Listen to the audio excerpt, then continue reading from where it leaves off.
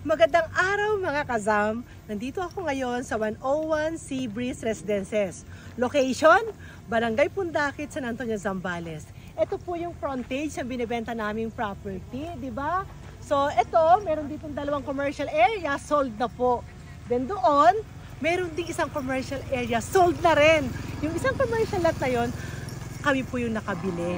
So mga kaibigan, yung ino-offer namin, hindi lang po lote. This is a gated community. Meron pong sariling swimming pool, may kabana na kung saan pwede kang mag-relax. At ang maganda, gated para po sa security ninyo. Kaibigan, sa mga nagtatanong kung ano yung size ng lot area. So, around 100 square meters po yung ino-offer namin dito. At kayang-kaya nyo to. Alam nyo bang hindi mo kailangan mag-bank loan? Pwede mo kutong kuhanin in 3 years installment after down payment.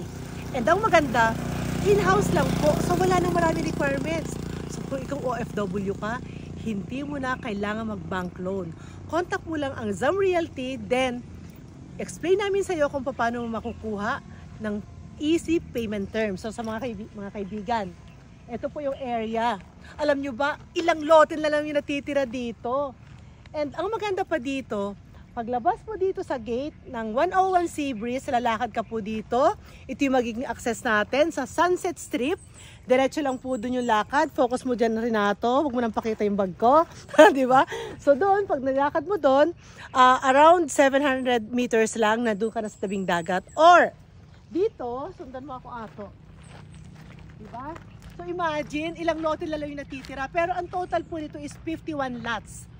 So dito, paglabas mo, kung ayaw mong dumaan dyan sa Sunset Strip, pwede ka pong dumaan dito sa 101 Mansion. Pakita mo rin natin yung 101 Mansion.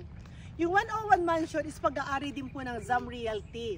So mga kaibigan, eto talaga perfect location tong 101 Sea Breeze Residences. Kasi imagine lalakad ka lang, dagat na. And dito, mountain view. Focus natin yung mountain doon, no? Diba? Alam ko may nakita nga ako ditong windmill eh. So dun sa dulo doon, diba? Yung gigising ka sa umaga, pagdungo mo sa bintana ng bahay mo yun ang makikita mo, mountain view. At pag gusto mo nang maglakad-lakad, punta ka lang sa tabing dagat, diba? So mga kaibigan, para sa akin, the best time to invest is now. Kaya kung ikaw, kesa nasa bangko lang yung pera mo, pagdating ng panahon, sobrang mahal na dito. Iba kaya yung ganda ng San Antonio, Zambales. Kasi ang San Antonio, Zambales, ito po yung first coastal area after Subic. So, ibig sabihin, ang ganda dito sa San Antonio. So, mga kaibigan, medyo narinig ko lang din.